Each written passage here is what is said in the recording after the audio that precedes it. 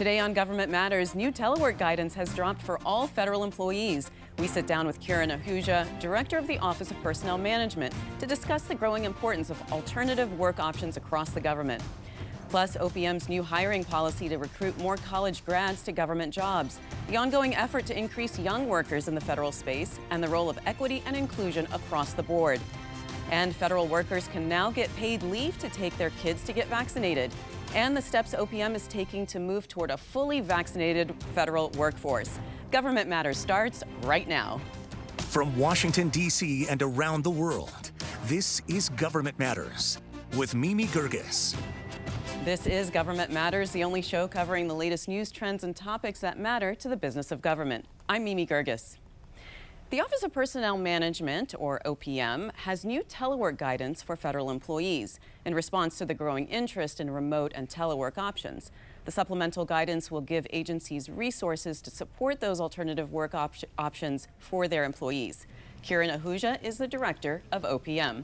Kieran, welcome. It's so nice to have you. Nice to be here. Thank you so much. So give us a brief overview of what the new guidance is from OPM on telework and remote work. Sure. Well, as you can imagine, we're in kind of unprecedented times about how we're thinking about work, especially really being in a maximum telework posture within the federal government for, goodness, 18, 19 months now. And so I think, we're now in a place where we can say, at one point, and I'll be a person kind of in this role, where as a manager, we didn't think it was possible to manage people, in a telework fashion, and we wanted to see people kind of right there in our offices, and things have changed so drastically, and we wanted to take that into consideration, that we're really in a new world and space, really as we talk about future of work. So this guidance or guide is really a comprehensive 60-page plus document, because we know our HR folks in government want all the details. It's got to be 60 pages. It's a one-stop shop of all of the information there. But what it does do is say, listen, we were able to do this in a time of, an emergency, national emergency. We've learned a lot of good things about how we can do this work. We know it fits with the lifestyle, the works, workplace responsibilities, as well as family responsibilities. We know this is what our employees want. And so this guide, more than ever, actually leans into that we should really be, promoting liberal telework.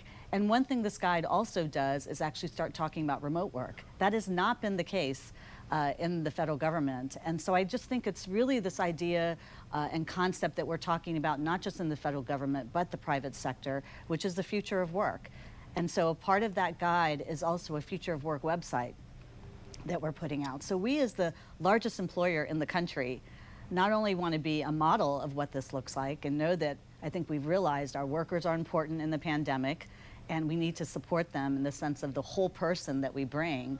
And so how do we do that? And when you say remote work, that's kind of like permanent telework. That's somebody living somewhere completely different and not coming into the office at and all. If you think about it, it does expand the government's applicant, pool. You don't have to live in D.C. You or don't have to wherever live. the Well, in fact, agency is. 85% of the federal workforce lives outside of D.C. But what it does do is there are opportunities in rural parts of the country.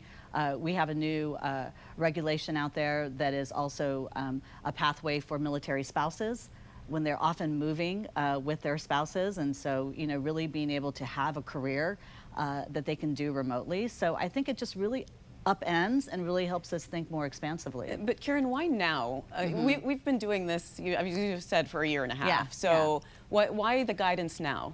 Well, it's interesting. We kind of, when the Telework Act came out in 2010, I think we kind of putted along around, the number of individuals who were teleworking. Again, this idea from managers to really get their head around, okay, can we still feel productive? Can I hold ourselves accountable, both to the agency and to Congress, about how to do that? And I think that we realized that we can. We went from less than 10% telework to more than 50%, and the government's been functioning. So I just think it created this shift. But for the pandemic, we would not be here. I wonder what you've heard from federal employees about this new flexible environment. Well, I think that folks are a little bit all over the place, but I think there are many individuals and employees who don't want to be in the office 5 days a week.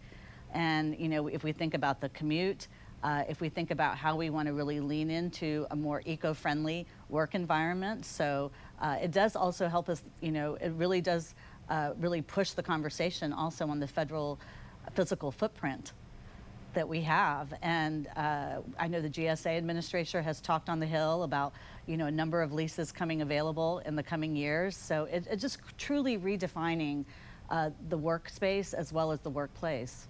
So Kieran, this is guidance, it's not a mandate. Yeah. So how does that work? How much flexibility do individual agencies have to implement this?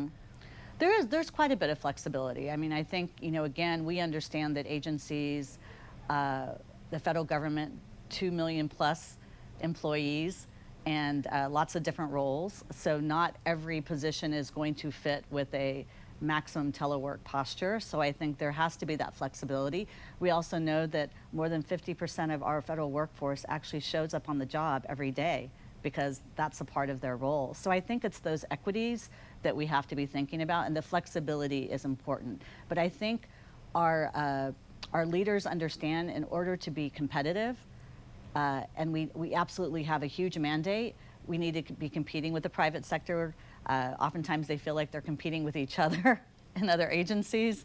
So, I wonder about cost of living adjustments. Now that we're talking about remote, what if you're not in a very expensive area like DC and you're living in somewhere much less expensive? Are you thinking about those kind of issues? Sure, and so in that guide, it does talk about how the salary adjusts based on, what is considered kind of your duty station. And so if you are designated as remote, you are in that location, not necessarily where your kind of headquarters office is located. And so that's how your salary gets determined. But we're also thinking about opportunities outside of salary of like, how do you build community in like a joint federal workspace with lots of different agencies? So, there is this piece around how do you have the collaboration and camaraderie that I do think people want and want to have some time in the office. We've been talking about it as a hybrid work environment. Right. There's a lot to consider, obviously. Okay, we're going to take a quick pause right here, and then we'll continue. Coming next, more of my conversation with Director Ahuja about her role at OPM. We'll be right back.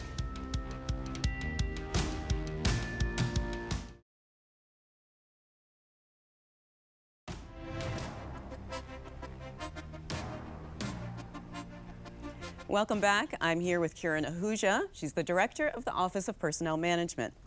Kieran, OPM suffered 2 cyber attacks, actually 6 years ago in 2015. It compromised the data of millions of current, former, even prospective federal employees. What protections are in place now to make sure something like that doesn't happen again? It's an important question. I think if anything, probably more so than at that time, 6 years ago, you have the entire community within the federal government really kind of, involved in how to protect cyber attacks across the government.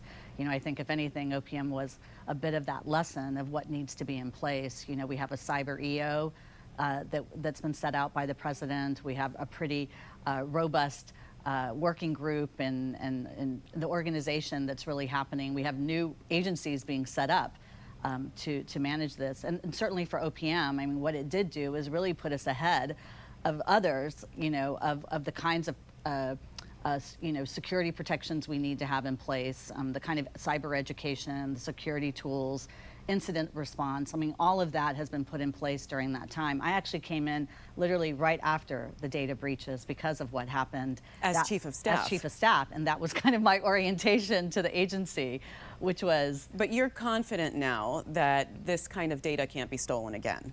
Listen, I can speak with as much confidence as we can with the protections we have in place, but I think we are fully aware of the challenges that are still in front of us, which is we still sit on legacy systems. That is what Congress has talked about. That's why we have the new modernization fund to be able to modernize across the federal government. But until that happens, until we really become cloud-based, the technology in government, we're always going to feel a little behind with those cyber attacks. They become robotic and they become much more sophisticated. So again, the idea is, and we have a new CIO, incredible, who came in a couple of years ago and now has become our permanent CIO. Part of that is bringing in the leadership, also making sure we have the set of skills with the individuals that we have within our CIO shop, as well as in other agencies. So I think, again, the federal government has to manage both the kind of technology we need, the support of Congress to do that, and the individuals have the skills to help us move off of these older systems to what is the modern security systems. Well, speaking of IT and cyber, Right. the federal government is hiring cyber professionals, IT professionals. That's a big part of OPM's mission. Absolutely. Is there anything new and innovative that you're doing to attract new talent into the government? Absolutely. I mean, that is going to be my priority while as OPM director. And I think that there is, we've had this, I think, marketing branding challenge. I'm being on TV talking about that, is that, we win on mission when it comes to federal government. I mean, there's amazing work that is happening. I mean, we just, put out a vaccine, and I don't know how many months, unprecedented. And I think we forget to really tout that, the mission-oriented aspect of federal government, and that is what I think early career talent, young people, are really interested in. They're driven by the difference that they can make. I know when I was coming out of law school, the only place I wanted to be was working in the federal government, and I came through a feeder program, the honors program at the Department of Justice, and so that was what I wanted to do. I wanted to contribute. I felt like it was my civic duty. So we want to make sure that there is that pathway. So a couple of things that we've been doing is we've recently issued a couple of regulations, what we call hiring authorities. I guess that's government speak, but it's basically a pathway to bring in more interns. We've dropped our intern numbers drastically, and also recent graduates that we just released recently, which is just a much faster way to bring individuals early in their careers, and the fact that you can make up to $72,000, whether you're a student full-time or a recent grad. I mean, this is also about government jobs are good paying jobs. So not only can you do something that's fulfilling, it is something that really is building your career for years to come. It's only 8%, less than 8% of the federal workforce is under 30. That's a serious issue with bringing in young people. But on the other side, you're also trying to bring back retired workers back into the federal government. Tell me about that. So, we did early on also issue what we call like a rehire regulation, which is, why should individuals who've gone out into the private sector be penalized for being out there and coming back in and being at the same grade versus like they actually had experience when they were outside to come. So, there's efforts that we have underway to really encourage those who've left, who have the institutional knowledge that we need in the federal government. We have a major mandate with the passage of the Infrastructure Jobs Act. There was already significant hiring, Mimi, in the government. Now, with the mandate and the kind of work that needs to happen, OPM is leading that charge around surge hiring across the federal government. And we actually see this as an opportunity to pull in early career talent in this effort. It is building back better inside the federal government. You're the first Asian American woman to lead the OPM. What about recruiting people of color and adding diversity into the workforce? Absolutely, absolutely. OPM, as a part of our expanded mandate, the OPM has had some trying times, not just the data breaches, but faced an imminent merger, in the last administration. And so I think, we're really trying to lean into the work that we're doing across the federal government, early career talent, supporting surge hiring, and absolutely we're taking the lead on diversity, equity, inclusion, and accessibility.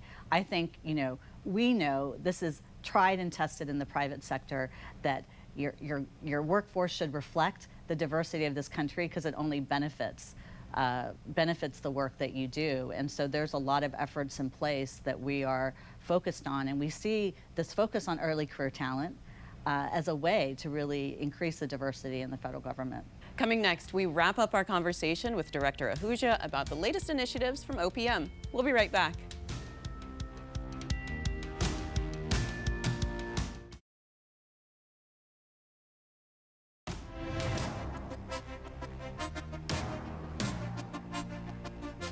Welcome back to our conversation with Mimi Geerges. She's the director of the Office of Personnel Management. Kieran, continuing our conversation about hiring and especially in the high-tech fields, how are you coordinating with other agencies on that? I want to ask you especially about GSA because they have a program called the U.S. Digital Corps. How does that work? So it's a fellowship program, a 2-year fellowship program. It is their effort, to bring in early career talent. I think one thing we're realizing is that the federal workforce is aging, generally speaking, and that includes the IT personnel. And so we want to be able to, again, bring them in and really attract them to exciting projects that are happening. So the first year is about 30 individuals who will come into this program. The response has been overwhelming. And so I would dare say that we absolutely need to be expanding that program because the demand, the interest, is a direct pipeline into these positions. And so I think right now, as we're starting off, there's a little bit of an imbalance of the level of excitement and interest and the number of positions that we have as we pilot this program. But the idea is to really build on that effort. I want to circle back to what we were talking about diversity, equity, inclusion. That's a big push for the administration. But during your confirmation hearing in the Senate, you got a little bit of pushback on that because some senators wanted to make sure that you were still focused on merit-based hiring. No, absolutely. I mean, I think that again, diversity, equity, and inclusion, when it's talked about in all sectors, is really considered a good business practice. I don't see how you stay competitive, how you bring in the experiences that just make you a better functioning organization without tapping into all experiences. And if you look at the executive order the president signed in late June, that really is a mandate across government, it is looking at diversity in a very wide sense. We're talking about veterans, we're talking about individuals in rural populations, we're talking about the formerly incarcerated. Again, there is a race and ethnicity angle, but it's so much more. It's individuals with disabilities. So I think, again, one of my priorities also, Mimi, is the federal government should be a model employer. And I think, frankly, we are a bit behind the ball game when I see what's happening in the private sector around diversity, equity, inclusion. So again, one perfect example is, DC, we are the capital of unpaid internships. Yeah. And one way of kind of leveling the playing field is that asking agencies going forward that all internships are paid, because not every young person can afford to work for free, nor should they. So, yeah. I agree with you on that. So how's the vaccine mandate going? Because, the deadline for that second shot or the last shot has passed. That was November 8th. How many people missed it? What does it look like? Well, Mimi, I think one thing we can all agree on is that we all want to get past this pandemic. And we know the best tool in our toolbox is the vaccine. And that's what we're seeking to do. We know we cannot bring back and have a safe work environment without getting as many federal workers vaccinated. And so that's the effort that's taking place right now. It is, again, I use this word model employer a lot. We have, both being the largest employer in this country, as well as I think not only a public duty, a moral duty to be positioning ourselves and saying, listen, we need to create a safe work environment. This is for the efficient administration of government, for the public health, not only for our workers, but for their families and communities. And the president is doing everything he can to ensure that we can get ourselves back on track. So, and that's taking place across agencies. They are collecting the attestations, the documentation. They're still in the midst of determining who's requesting accommodations. And so we're going through that process. But what I can tell you, DOD, Department of Defense, was ahead of us as far as the requirement. And just in a short time, they've gone to 96% of their active military personnel are vaccinated. I mean, the vaccination rates are definitely going up in the federal government, but there are some people that are refusing. So what happens? Are they going to get fired? This effort is really about getting individuals vaccinated. We are not in the job of removing people from their positions. I've just been talking with you for the past, I don't know how many minutes, about wanting people to come into the federal government, and we need all these individuals in their seats. So the idea is that there's a lot of flexibility built into the system. there are those deadlines because we need to drive towards those deadlines. We also know that the numbers start to tick up as you get closer to those deadlines. But there's a lot of flexibility. The education and counseling effort is there to encourage people to get vaccinated. You've even seen in some cases, even when individuals have been suspended, as soon as they want to go and get their vaccine, all of that pauses. So this is really about driving more of the vaccination numbers, getting people vaccinated so we can get back to work. Well, you were sworn in June as the director, and I can sense your passion about federal workers. What have you been most proud of so far? I think we haven't talked as much about this, and I do just really want to share. This is the only place I wanted to be when asked to come back into the federal government. I served in the Obama administration for almost the entire time. I had no plans to come back to serve in another administration. Not that I wouldn't want to, but it just was not, I guess, on my radar. And when I was asked to step up and to lead this agency, it's absolutely where I want to be because of what this agency has gone through, the kind of role that we can play. This is the moment for workers, and I would even say for HR, because we are redefining what work is, and we need an agency like OPM to be front and center. It's an amazing group of individuals in that agency. I care deeply about every single person in that agency and the work that they do. And that translates to how deeply we care about the federal workforce and how important they are to the work that we do in this country. Karen, thank you so much. Thank you for the work that you do, and thank you for coming by and talking to us. Thank you. If you miss an episode of Government Matters, it's on our website, govmatters.tv, and listen to our Government Matters podcast, available on SoundCloud, Spotify, Apple Podcasts, and Google Podcasts. You can also find every episode on our website.